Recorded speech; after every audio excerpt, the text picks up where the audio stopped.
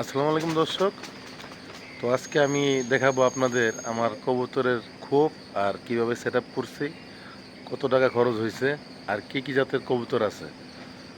তো এই যে আমার পিছনে দেখতে পাচ্ছেন যে খোপটা, এটা আমি নিজেই বানাইছি। তো কত টাকা খরচ হয়েছে, ঠিক আছে, সেই বিষয়ে আলোচনা করব।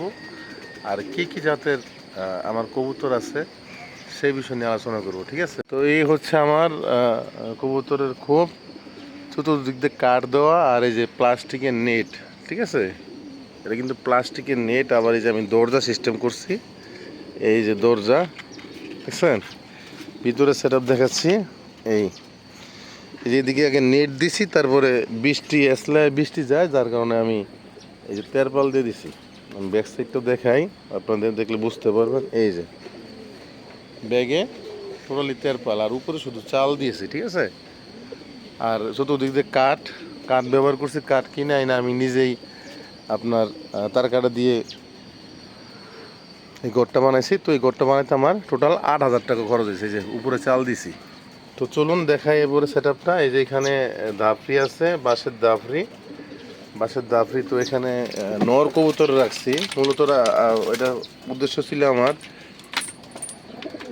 কবুতরের বাচ্চা রাখার। আমার নর অনেক বেশি হয়ে গেছে, এই যে মিলি, সবজি, রেসার, এগুলো সব রেসার কবুতর। ইচ্ছা করলে আপনারা আমার থেকে কালেক্ট করতে পারেন। যদি কোনো কবুতর পছন্দ হয় অবশ্যই যোগাযোগ করবেন, দেওয়া যাবে, ঠিক আছে। এই যে এখানে একটা মাদি রেস্টে রাখছি, এটা হোয়াইট গ্রিজেল, ঠিক আছে।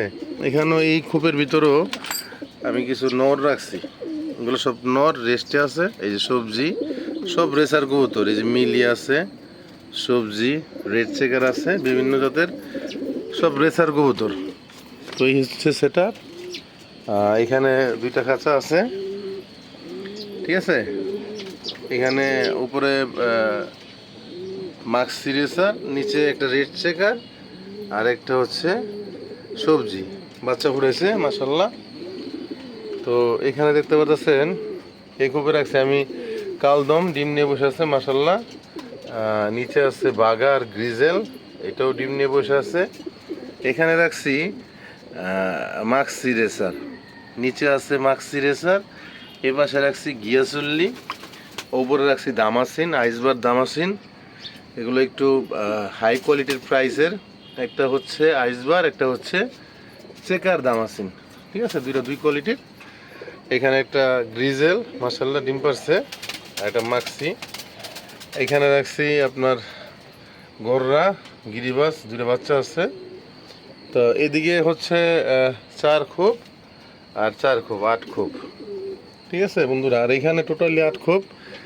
এই যে এখানে গ্রিজেল, সবজি রাখছি। এখানে গ্রিজেল মাক্সি, এটা ডিম নিয়ে বসে আছে মাশাল্লাহ।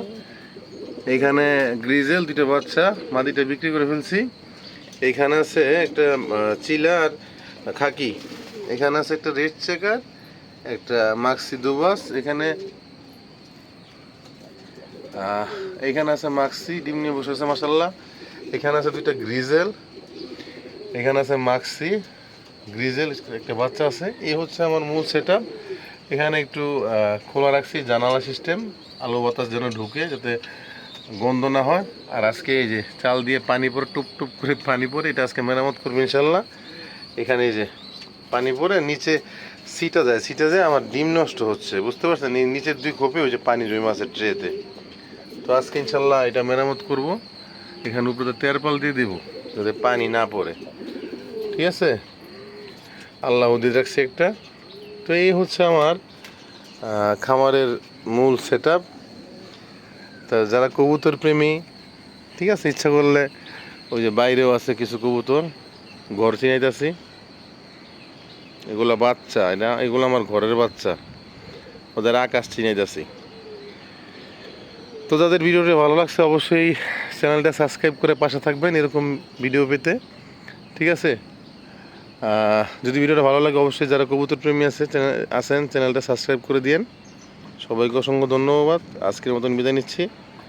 আল্লাহ হাফেজ।